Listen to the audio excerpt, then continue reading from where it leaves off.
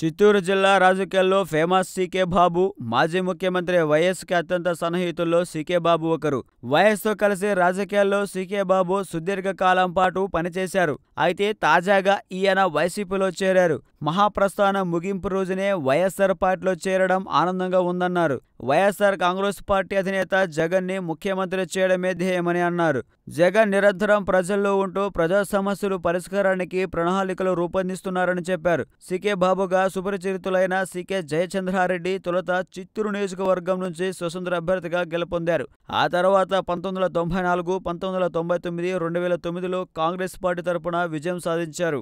అయితే రాష్ట్ర విభజన తర్వాత జరిగిన పరిణామాల్లో సీకే బాబు రాజకీయాలకు కాస్త దూరంగానే ఉన్నారు. మళ్లీ సీకే బాబు రాజకీయ రంగంలోకి దిగడంతో చిత్తూరు రాజకీయాలు రసవత్తరంగా మారాయి. గత 3 ఏళ్లుగా మౌనంగా ఉన్న సీకే బాబు వచ్చే ఎన్నికల నాటికి తన సత్తా చాటాలన్న వ్యూహంలో ఉన్నారన్నది సమాచారం. ఇప్పటికే జిల్లాలో సీనియర్ నేతలు భూమన కరుణాకర్ రెడ్డి, రోజాలు దూసుకెళ్తున్నారు. వీరికి సీకే బాబు కలవడంతో పార్టీకి మరింత ఊపొచ్చినట్టయింది.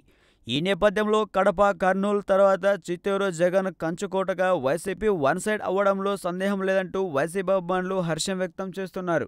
పైగా చిత్తూరులో మేయర్ దంపతుల హత్య, ఎంపీ శివప్రసాద్ వ్యవహార శైలితో పాటు అమలు కాని పథకాలు సీమవాసులను తక్కువగా చేస్తున్నారనే భావన అక్కడి ప్రజల్లో నాటుకుపోయింది.